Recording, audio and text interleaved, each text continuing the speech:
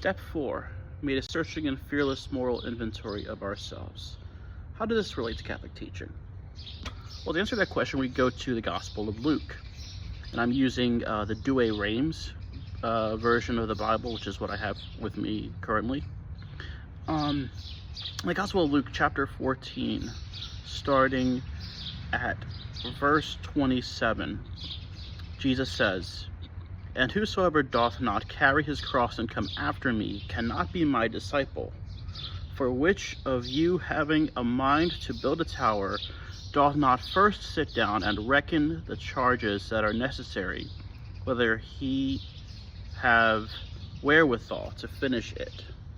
Lest after he hath laid the foundation, and is not able to finish it, all that see it begin to mock him, saying, This man began to build, and was not able to finish. Or what king, about to go to make war against another king, doth not first sit down, and think whether he be able with 10,000 to meet him that with 20,000 cometh after him? Or else, whilst the other is yet afar off, sending an embassy, he desireth conditions of peace. So likewise, every one of you that doth not renounce all that he possesseth cannot be my disciple." So once again, this is from the Douay-Rheims version, which is the English translation of the Latin Vulgate by St. Jerome. So how does this relate to Catholic teaching? Well, let's go and focus primarily on, I guess, the first couple verses that I mentioned, verses 27 and 28. "Whoever doth not carry his cross and come after me cannot be my disciple. For which of you, having a mind to build a tower, doth not first sit down and reckon the charges that are necessary, whether he have wherewithal to finish it?" So another way of putting this, that sounds like thunder, so let me see how fast it can go. We might have to move. But anyway, so like, you know, if you look at it, it almost does sound like an inventory. Like, for those who are called to follow Christ, one has to take a look at oneself. Where does one stand in terms of sin and other imperfections? When it comes to people within 12-step groups, especially like Alcoholics Anonymous, a good thing, or an important thing rather, to look at are one's resentments, fears, and things that one is ashamed of. And it's important to look at these things, because these particular things can be stumbling blocks to recovery. In fact, you will read in 12-step literature that resentment is the #1 offender of alcoholics, of addicts.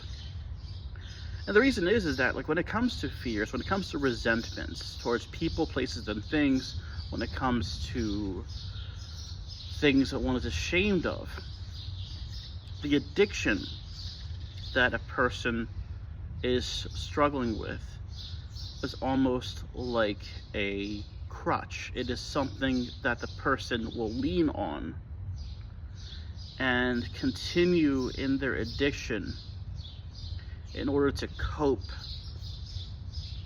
with these different things. And the goal for the person is to pretty much face these things, make an inventory, like a list of these things, and see the reason why one might be resentful toward another person, place, or thing, why someone might have fear, why someone might have specific things they are ashamed of, and make an action, do something about these things in order to move forward in recovery. And we see this in Catholic teaching. What is one important thing to do before going to the sacrament of confession? It's an examination of conscience, in which one does an inventory, if you will, of one's sins, especially if they're mortal sins. A mortal sin is a sin in which there is grave matter. The person has full knowledge that it is grave matter, and there is complete consent of the will. And this includes not just actions, but it can be words, and it could also be thoughts, as well as things not done, such as missing going to Mass on Sundays and holy days of obligation.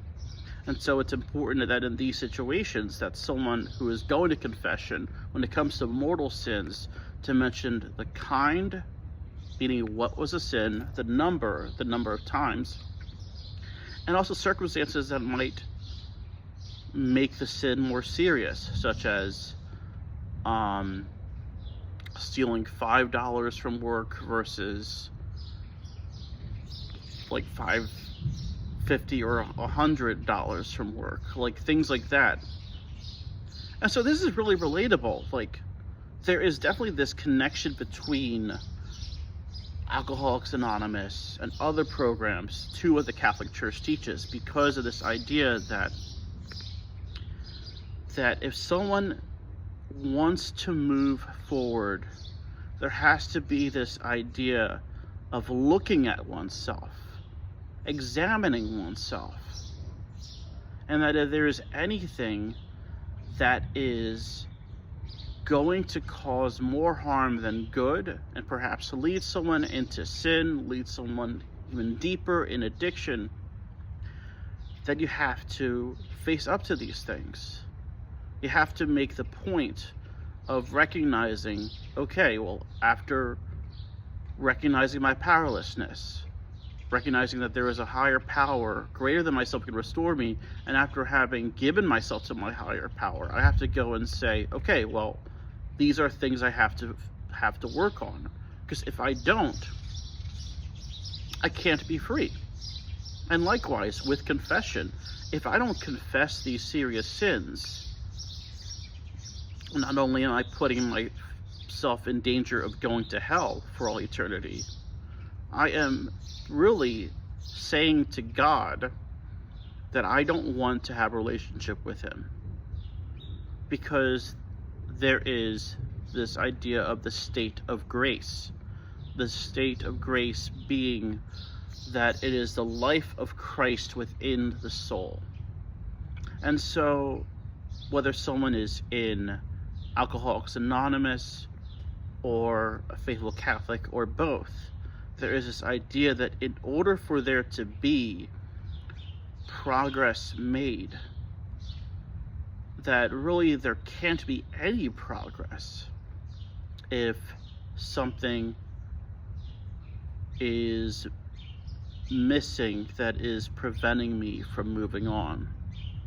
And so that's why, like, Jesus uses this idea of someone constructing a tower, or someone going to war with another leader, that like in those situations the person like really has to like see if they are even able to continue to move forward. Now I'm gonna go and do something I didn't do before, which is move to step 5, which is we admitted to God, to ourselves, and to another human being the exact nature of our wrongs. So this goes definitely into the area of the sacrament of confession, because what happens in the sacrament of confession? Someone makes an examination of conscience, and after doing that, after making the examination of conscience, someone goes to confession, goes and confesses to God, to another human being, the priest, and to oneself the exact nature of one's wrongs. And now in 12-step groups, you will find that with a sponsor or with another member of the program, or even those outside of the program, a person who is an addict does the exact same thing. The only difference is, of course, is that if someone is Catholic, there is a necessity of going to confession to be absolved by God through the priest. And that is the ordinary means of forgiveness of sins for everyone, whether they're Catholic or not. And so, again, it just goes and is connected to this idea of honesty, that if I want to continue in growth, if I want to continue to avoid falling into the sins I usually commit, I have to face up to them and recognize that I'm powerless over these things, and then surrender them. And another important part of that is to be truly sorry for one's sins, and to make a firm purpose of amendment, a promise that with the help of God's grace, I will sin no more. And it's the same thing with the 12 steps, that I share these things in order to be free, in order to be done with them. And so that is how steps 4 and 5 connect with the Catholic Church's teaching.